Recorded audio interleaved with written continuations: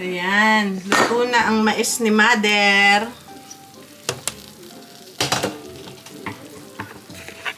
Nandito na si Mother. Yung aking tiray lulutuin ko na nabubulok. Tataplasan na. Dahil may molds na yung ano eh. Ayan o, meron pang tirang natira pa doon.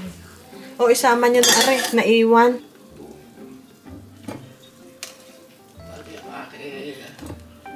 Hindi, sa inyo na are. Ang... Tama na. Hindi, ay mandami. Ayan o. Yan ang kay Mother na mais. Ayan. Tapos nagluto ako ng kanin. Dahil titikman ko yung century tuna. Fritada style.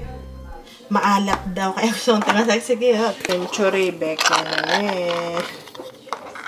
Beke naman, century. Titikman ko. Oops. Maalat daw eh. So,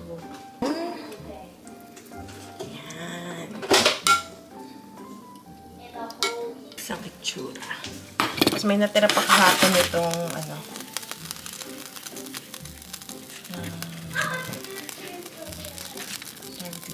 Shanghai. Kay Ben. So, pinainit ko lang kasi yan. Ito na painitin natin. Hello guys! So ngayon tikman natin yung century tuna. Ay, gusto pa. Sige Ben. So ngayon tikman natin yung century tuna na sabi ni Mother, ano raw, maalat. So, mas gusto niya yung ligo. Pero, let's try it before tayo kumain. Ikiman time na tayo.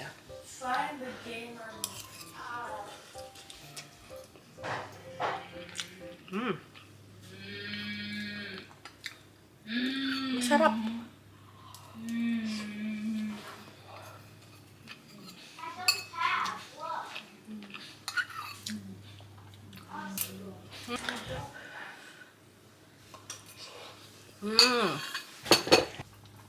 And then yung ating corn na, alam niyo na masarap.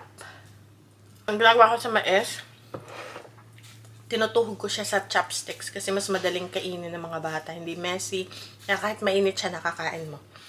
So, tinuhog ko siya dito. Diba? Para madaling kainin. So, ito yung order nila Lola. Jasmine rice. Okay, babe. Wait. Ay, ang mga cats, nakalaya sila dahil para maka-exercise. Si Beba. Tingnan niyo mga pusa. Hoy, magkakaibigan na sila. Yan si Bebang. Naghahanap kay Bebang. Yan si Bebang. Doon siya sa tiny house nagstay. Si Kali na nandun din. Tapos, nagpaligo tayo today. So, bagong ligo ang ating mga baby. Bagong ligo ang mga baby. Mga baby. Naglinis ng banyo and everything. Ayan. Tapos, naglaba tayo. Nailagay na ni Mami yung kanya. Nailagay na rin, hindi maisuot. Ayan, dito. Hindi mamaya pag yung maisuot. Hindi ka nakasuot. Ano yan, hindi nakasuot? Ito. So, ayan. Palitan natin. Nagdala ko ng punda. Are, Mami, isuot niya nga. Are, bagong punda. Yan, para hindi magdumi ang ating... Lalagay ko pa.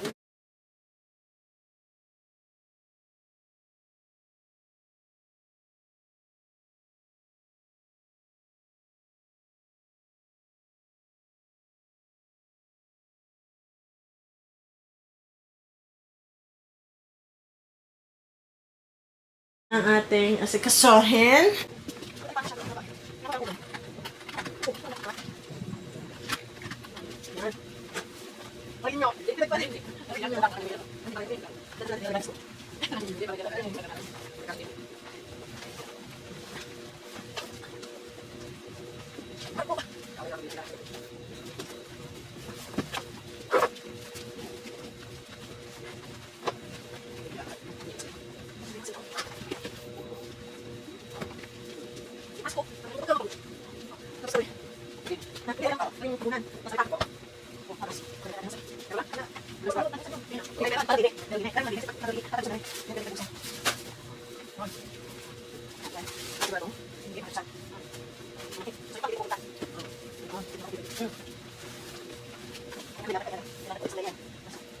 Ang uulan na nga.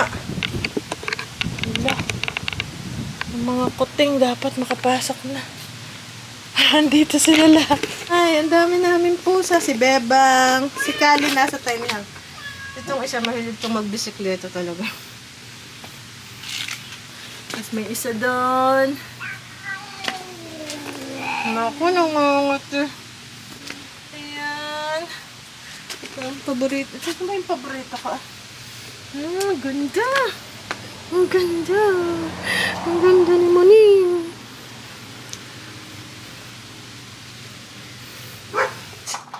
So, naligo kasi ako kanina kaya malaki yung buhok ko. Ganyan ang buhok ko pagka to, may nagtatanong sa inyo may nagtatanong sa inyo dati, bakit daw yung kama ni na father, ganon, bakit ganon, parang yung frame lang, hindi sila pwede nung kagaya sa amin na kama na mataas, na mataas yung foam, yun ay saktong-sakto lang ng ayon sa kanilang gusto. Hindi pwede, gaya, kung matatandaan nyo dati, nag-hotel tayo, di ba? Ibinaba namin yung kutsyon at nag-makeshift na lang kami ng dahil yun, kung ano yung kama nila ngayon, yun ay aprobado na testing. Okay. Na aprobado na testing na yun lang yung swak sa kanilang pangangailangan. Kasi minsan, ba't ganyan yung kama nila? Ba't hindi sila pwede nung regular kama dito sa Amerika na taas? Hindi pwede, guys. Saktong-sakto lang yun. Yun ay nasukat na ano na yun, tawag dito? Mga tawag dito, nasukat na measure na hindi kakapal yung foam. Yun lang talaga, parang siyang Uratex. Kasi sa Pinas, ang kanilang foam ay Uratex, yung ganyan lang. Hindi pwedeng kakapal, hindi rin pwedeng ninipis. So, talagang bago binili yung talagang mineasure muna, sakto. So, may nagsasabi, ba't ganyan yung kama nila? Dati pa naman, ngayon wala na. Kasi hindi man nila nakikita na ngayon. Pinakita ko kasi nga ako dun mga 1 oras kalahati. Ako tuwing papaligo ako. 1 oras kalahati ako hanggang 2 oras kasi liliguan, lilinisin na yung kusina, yung sahig, kukuskusin yung may mga mancha-mancha sa sahig, magwawalis, ilalim ng bed, tapos yung kubre-kama, papalitan lahat, punda, yung bed cover, basta lahat ng makikita ko, banyo, syempre yung inodoro, yung shower, Ito lang to. Dahil nga sobrang busy ko, hindi ko sila mapaliguan palagi, at saka hindi naman sila pwedeng araw-araw, hindi rin pwedeng malimit kasi ayaw din nila nung malimit. So, at least mission accomplished ngayon. Tapos yun nga, pag maglalaba pa, lalaban mo, ida-dryer, pero si mami na yung da-dryer. Tapos, pag hindi niya maisuot, yun nga, ganyan, hindi maisuot yung punda, tatawagin ako, or yung sa kubre-kama. So, tatawagin ako. Actually, mayroon pa silang pampalit pala, kaya ganun na nag-i-style namin. Yung kanilang fitted sheet is yun na rin yung lalaban, yun na rin. Pero actually, meron binili nandun sa cabinet. Nakakalimutan ko lang.